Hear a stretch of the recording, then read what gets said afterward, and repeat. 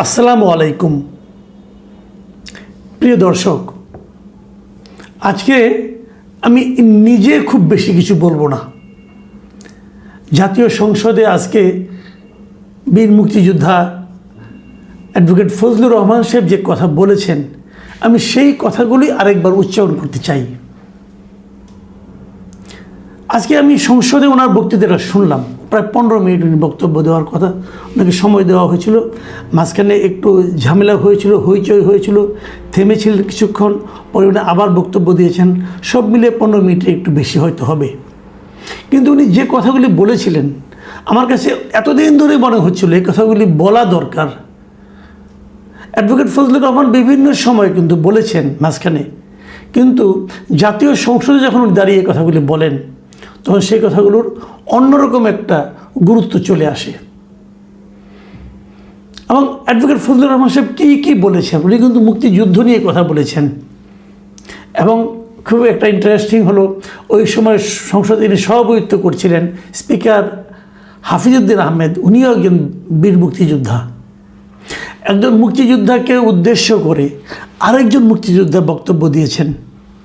মাঝখানে অনেকেই ছিলেন যারা নতুন প্রজন্মের, যারা মুক্তিযুদ্ধের সময় ছোট ছিলেন। ওনারা প্রায়ই বলেন আমরা ওই সময় ছোট ছিলেন, কিন্তু ওই সময়ে একটা পক্ষ যে চিন্তা করত, যে কাজ করত, সেই চিন্তা, সেই আদর্শকে এই ছোটরা আবার ধারণও করতেন। এই ধারণ করতে করতে এখন আবার প্রায় বৃদ্ধ হয়েছেন, তারাও ছিলেন সেখানে। ফজলুর রহমান সাহেবের বক্তব্যগুলো আমি একটু আপনাদেরকে দু একটা কথা শোনাতে চাই। যেমন উনি 5ই আগস্টের যে আন্দোলন ছিল, সে আন্দোলনে যারা নিহত হয়েছিলেন তাদের প্রতি শ্রদ্ধা জানিয়েছেন। কিন্তু শ্রদ্ধা জানিয়ে উনি বলেছেন যে 5ই আগস্টকে উনি বিপ্লব বলতে রাজি নন। তেনার ভাষায় উনি কী বলেছেন, যে আগস্ট কোনো বিপ্লব নয়, আগস্ট হলো গণ অভ্যুত্থান। সেই অভ্যুত্থানকে যারা মুক্তিযুদ্ধ এবং মুক্তিযোদ্ধার সঙ্গে তুলনা করতে চায়, জুলাই যুদ্ধ এবং মুক্তিযুদ্ধ, তাদের সবাইকে আমি বলবো এই কথাটা বলাই অন্যায়।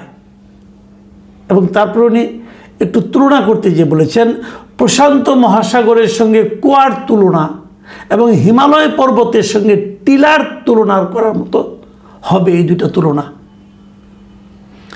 অনেকে কিন্তু আমরা শুনেছি গত বেশ কয়েকদিন ধরে, গত 1.5 বছর ধরে, এটা 5ই আগস্টকে তারা বলতে দ্বিতীয় মুক্তিযুদ্ধ, দ্বিতীয় স্বাধীনতা, তারপরে আপনার বিপ্লব হয়েছে। ভাই, বিপ্লব এত সহজ না। বিপ্লব অন্য জিনিস। বিপ্লবের পিছনে একটা আদর্শ থাকে, বিপ্লবের পিছনে একটা বিপ্লবী সংগঠন থাকে। এটা এভাবে বিপ্লব হয় না। যাই হোক, আমরা বিভিন্ন সময় বলেছি ছোট মানুষ, আমাদের গলার আওয়াজটা এত দূর যাবে না। কিন্তু আজকে ফজলুর রহমান সাহেব যেভাবে, যে ভঙ্গিতে কথা বললেন, ওনার বয়স 77 বছর, কিন্তু উনি যেভাবে কথা বললেন, আমার কাছে মনে হলো যে এই সমস্ত লোকদের পক্ষেই মুক্তিযুদ্ধ করা সম্ভব। আমি মাঝে মাঝে মেজর হাফিজউদ্দিন আহমেদ, যিনি স্পিকার, ওনার কণ্ঠেও সেই ধরনের কথা শুনি। মুক্তিযুদ্ধের আসলে কাউকে তোয়াক্কা করতো না, ওনাদের বিশ্বাস ওনাদের মুখ দিয়ে উচ্চারিত হতো। সেই দৃশ্য যেন আমি আজকে আবার দেখলাম। তিনি জামায়াত সম্পর্কে বলেছেন। জামায়াত ইলেকশনের আগে একটা ধারণা তৈরি করা হয়েছিল, একটা আওয়াজ তোলা হয়েছিল যে জামাত সংখ্যাগরিষ্ঠতা পেয়ে যাচ্ছে। কেউ বলেছিল জামাত নাকি 2/3 পেয়ে যাবে। তখন ওই ফজলুর রহমান সাহেব কিন্তু বারবার বলেছেন, আমার অনুষ্ঠানে অনেকবার বলেছেন, এবং সেই কথাটা উনি আবার উচ্চারণ করেছেন। তিনি বলছেন, আজকে যেটা বললেন আমি পড়ে শোনাচ্ছি আপনাদের, যে আমি হতভাগা ফজলুর রহমান বলেছিলাম জামাত জোট যদি মেজরিটি পায় তাহলে আমি বিষ খাবো। এই কথাটা বলেছি, কথা সত্য। আমি বলে যাচ্ছি, এবং তারা কোনোদিন যুদ্ধে জয়লাভ করতে পারে না, রাজনৈতিক যুদ্ধে, কারণ তাদের পূর্বপুরুষ বাংলাদেশ চায় নাই। এবং তিনি আরও বলেছেন, যতদিন রয়্যাল বেঙ্গল টাইগার থাকবে মুক্তিযোদ্ধা জিতবে, রাজাকার কোনো দিন এদেশে জয়লাভ করতে পারবে না, আমি চ্যালেঞ্জ দিয়ে গেলাম। উনি সেই চ্যালেঞ্জটা আবার দিলেন। কেন? এর পেছনে অন্তর্নিহিত কী শক্তিটা ওনার কাজ করেছে। আমিও কিন্তু সেটাই বলি, যে এই বাংলাদেশ নামটা আমরা যে কারণে পেয়েছি, যার মাধ্যমে পেয়েছি, যে মুক্তিযোদ্ধাদের মাধ্যমে পেয়েছি, সেই যুদ্ধটাকে আপনি, যে যুদ্ধের যে আদর্শ, সেই যুদ্ধের যে প্রেরণা, সেটাকে আপনি ছোট করে দেখতে পারবেন না। সেই প্রেরণা, সেই আদর্শ বারবার এই ভূখণ্ডে জয়লাভ করবে এবং এটাই স্বাভাবিক। মুখে অনেক অনেক কিছু করবে, অনেকের শাসন নিয়ে মানুষ বিরক্ত হবে, কিন্তু ভোট দেওয়ার সময় ওই প্রসঙ্গটা বড় হয়ে দেখা দেবে। সেটা হলো যে আমাদের উৎসটা কোথায়, আমরা কোথা থেকে এলাম, এই দেশটা কোথা থেকে এলো, এই পতাকা কোথা থেকে এলো। সেই প্রশ্নগুলো মানুষ যখন নিজেকে একবার করবে, তারা তখন ওই মুক্তিযুদ্ধে যারা বিরোধিতা করেছিল, যারা এই বাংলাদেশ চায়নি, তাদের পক্ষে ভোট দিতে পারবে না। ফজলুর রহমান সাহেব কিন্তু এই কথাটাই বলেছেন। ওনাকে নিয়ে যে কথাগুলি বলা হতো এই গত 18 মাস, এই 18 মাসে কিন্তু অনেকে ওনাকে নানাভাবে অপমান করার চেষ্টা করেছে। ওনার বাসার সামনে নানা ধরনের স্লোগান দেওয়া হয়েছে, ওনাকে অপমান করার জন্য অশ্লীল কথা বলা হয়েছে। সেই সময়ে উনি অনেক অপমানিত হয়েছেন এবং তার জন্য ওনার দলও ওনার বিরুদ্ধে ব্যবস্থা নিয়েছিল। তারপর উনি চুপ করেছিলেন। সেই কথাগুলি আজকে উনি আবার উচ্চারণ করলেন। আমি ওনার কথা থেকে আবারও পড়ছি। উনি বলেছেন, আমরা কি মুক্তিযুদ্ধ করি নাই? যেমন বিরোধী দলের নেতা বলেন, তাকে আমি অসম্মান করি না, সবসময় মাননীয় বলে কথা বলি, কিন্তু তার দলের লোকজন এখানে বসে আছে, তারা আমাকে ফজা পাগলা বলে কথা বলে, তারা নাকি সভ্য, তারা নাকি ইসলাম। এবং উনি যে বলেছেন, ওই দিন বলল যে আমার দাড়ি পাকা, আমার চোখের সব পাকা। উনি আমার চেয়ে 10 বছরের ছোট। আমার বয়স 78 বছর, আমি 48 সালে জন্মগ্রহণ করেছি, উনি 58 সালে জন্মগ্রহণ করেছেন। এবং এক পর্যায়ে স্পিকার থেকে থামে বলে, এই ধরনের কথা কি ওনাকে কেউ বলেছে? উনি জোর দিয়ে বলেছেন, হ্যাঁ বলেছে। যা হোক, এবং উনি বিরোধী দলের নেতার একটা কথার ব্যাপারে উনি আপত্তি করেছেন, মানে ডক্টর শফিকুর রহমান, জামাতে যিনি আমির, তার সম্পর্কে উনি বলেছেন যে বিরোধী দলের নেতা, উনি মুক্তিযুদ্ধ পরিবারের লোক এবং উনি শহীদ পরিবারের লোক এবং উনি জামাত ইসলাম করেন। এটা ডাবল অপরাধ। মুক্তিযোদ্ধা পরিবারের লোক কেউ জামায়াত করতে পারে না, শহীদ পরিবারের লোক জামায়াত করলে ডাবল অপরাধ করেছেন। মানে ওনার বক্তব্যটা কিন্তু ক্লিয়ার যে যার কারণে আমি শহীদ হলাম, যে আমাকে হত্যা করলো, আমি যদি তার দল করি তাহলে সেটাকে কিন্তু ভালো বলার কোনো সুযোগ নেই। যদিও এটা জামাতে ইসলামের উনি আমির, উনি জবাব দিয়েছেন, সেই জবাবটা আমি পরে আসবো, পরে ওনারও জবাবটা আমি বলবো।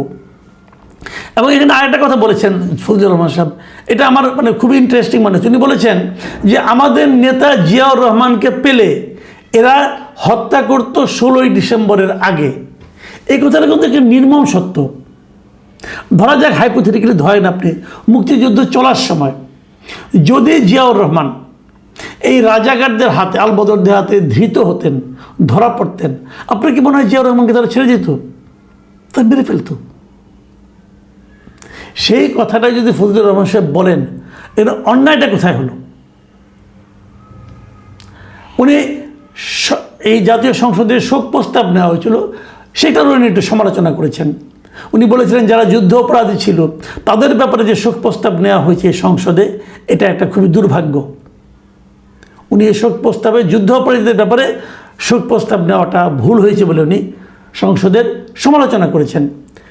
আরেকটা কথা, যে কথাটা ইদানিং কেউ বলে না এবং বলা জরুরি, আমি কিন্তু অনেকদিন আগে থেকে বলে আসছি, সেটা হলো উনি বলেছেন, আমি ওনার কথাগুলি পড়ে শোনাই। উনি বলেছেন পুলিশের ব্যাপারে যে ইনডেমনিটি দেওয়া হয়েছে, 5 আগস্টের পরে যে থানা লুট হয়েছে, পুলিশ হত্যা হয়েছে, তারা তো তখন যুদ্ধ করে নাই, তারা তো নিরপরাধ। এত অস্ত্রগুলো কোথায়? 5 আগস্টের পরে যে ঘটনাগুলো হয়েছে সেগুলো তো কোনো আইনে ইনডেমনিটি পাওয়ার কথা না, সেটার জন্য তদন্ত হওয়া উচিত। আমি জানি না ইনডেমনিটিতে 5 আগস্টের পরের ঘটনাও অন্তর্ভুক্ত হবে কি না, কিন্তু আমি নিজেও মনে করি এটা হওয়া উচিত নয়। আমি বলেছি যে মাঝখানে কিছুক্ষণ গণ্ডগোল হয়েছিল, তাকে বক্তব্য দেওয়ার থেকে বিরত রাখার জন্য নানা রকম কথাবার্তা হয়েছিল, হইচই হয়েছিল, বিরোধী দলের সদস্যরা চিৎকার চেঁচামেচি করেছেন।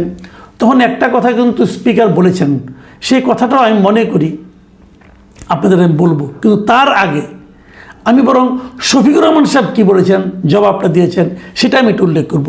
শফিকুর রহমান সাহেব বলেছেন তিনি আমাকে পার্সোনালি অ্যাটাক করেছেন, মানে ইনি মানে ফজলুর রহমান সাহেব, তিনি বলেছেন, আমি বলে থাকি আমি শহীদ মুক্তিযোদ্ধা পরিবারের সদস্য। উনি এটাকে চ্যালেঞ্জ করেছেন। 2 নম্বর, উনি বলেছেন কোনো মুক্তিযোদ্ধা বা শহীদ মুক্তিযোদ্ধা পরিবারের কেউ জামায়াত ইসলামী করতে পারে না। তাহলে কি ওনাকে জিজ্ঞাসা করা লাগবে?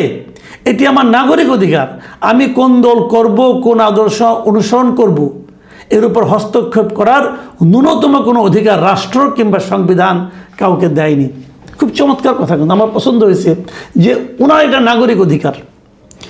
মুক্তিযোদ্ধা পরিবারের সন্তান হয়ে মানে আপনার জামাতে ইসলাম করা যাবে কি যাবে না, সে আদর্শ গ্রহণ করা যাবে কি যাবে না, সেটা নিয়ে হয়তো বিতর্ক থাকতে পারে, সে আলোচনায় আমি যাচ্ছি না। আমি ওনার শেষ কথাটা বলছি যে আমি কোন আদর্শ অনুসরণ করব, আমি কোন দল করব, সেটা আমার নাগরিক অধিকার। একদম চমৎকার কথা। এবং রাষ্ট্র এবং সংবিধান আমাকে অধিকার দিয়েছে। আমিও সেই কথাটাই বলি, কে কোন দল করবে তার নাগরিক অধিকার। সংবিধান আমাদেরকে সেই অধিকার দিয়েছে। সংবিধান মানুষকে বাক স্বাধীনতা দিয়েছে, সংবিধান মানুষকে দল করার স্বাধীনতা দিয়েছে। তাহলে ভাই আওয়ামী লীগকে নিষিদ্ধ করছেন কেন? আওয়ামী লীগের রাজনীতি নিষিদ্ধ করছেন কেন? ঠিক আছে, আওয়ামী লীগের বিচার করবেন, করেন বিচার, কিন্তু বিচার শেষ হওয়ার আগ পর্যন্ত আওয়ামী লীগ কোনো রাজনৈতিক কর্মকাণ্ড চালাতে পারবে না। এটা আপনি নিষিদ্ধ করছেন, সংবিধান লঙ্ঘন হচ্ছে না? তখন লঙ্ঘন হচ্ছে না ভাই? আমি জামাতকেও প্রশ্ন করছি, কারণ আপনারাই এটা উদ্যোগ ছিলেন। অন্তর্বর্তীকালীন সরকারের আমলে আপনারাই প্রথম এটাকে নিষিদ্ধ করার জন্য মাঠে নেমেছিলেন, আপনাদের অনুসারী এই এনসিপি ছেলে মেয়েদের নিয়ে। কেন সংবিধান লঙ্ঘন হয় নাই? একজন লোকের অধিকার আওয়ামী লীগ করবে, সে আওয়ামী লীগের আদর্শকে অনুসরণ করতে চায়, কেন দিবেন না? আমি জানি না এই সমস্ত প্রশ্নের কোনো উত্তর আছে কিনা। আমি স্পিকারের বক্তব্যটা শেষ করতে চাই। যখন ওই হইচইগুলি হচ্ছিল, স্পিকার একটা কথা বলেছেন যে মাননীয় সদস্যবৃন্দ, সারা জাতি দেখছে, লাইভ টেলিকাস্ট হচ্ছে, আমি প্রতিদিনই বলি যে রুলস অফ প্রসিডিউর বইটা একটু পড়েন। যদি এই সংসদ বিধি মোতাবেক পরিচালিত না হয়, এটি আর জাতীয় সংসদ থাকবে না। এবং তিনি আরও বলেছেন কি, যে প্রত্যেকেরই বাক স্বাধীনতা আছে। যদি সরকারি দলের কোনো সদস্যের বক্তব্যে আপনাদের আপত্তি থাকে, আপনারা এরপরে তার বিরুদ্ধে যুক্তি খণ্ডন করুন, কিন্তু শিশুরাও লজ্জা পাবে এই ধরনের আচরণে। আমি স্পিকারের কথাকে সাধুবাদ জানাই। আসলেই সংসদ টেলিভিশনে না ধারাবাহিকভাবে সবাই দেখতে পারে, আমিও মাঝে মাঝে দেখি। আমার বাসায় কোনো শিশু নেই, কিন্তু আমি বলতে পারবো না শিশুরা কী করে, তবে আমি নিজে মাঝে মাঝে কিন্তু ওনাদের আনাড়িপনা দেখে, ওনাদের অসহিষ্ণুতা দেখে মাঝে মাঝে আমিও লজ্জা পাই। আর যদি শিশুরাও লজ্জা পায়, তাহলে তো আমাদের ভবিষ্যৎ প্রজন্মের কাছে আপনাদের অবস্থানটা কী দাঁড়াবে একবার ভেবে দেখবেন। প্রিয় দর্শক, আমি আজ বেশি কিছু বললাম না, খালি এটুকুই বললাম যে আমরা আগামীতে একটা ঐক্যবদ্ধ গণতান্ত্রিক বাংলাদেশ দেখতে চাই। সেই দেখার পথে আমরা কতটুকু অগ্রসর হচ্ছি সেটা নিয়ে আপনারা ভাববেন। আল্লাহ হাফেজ।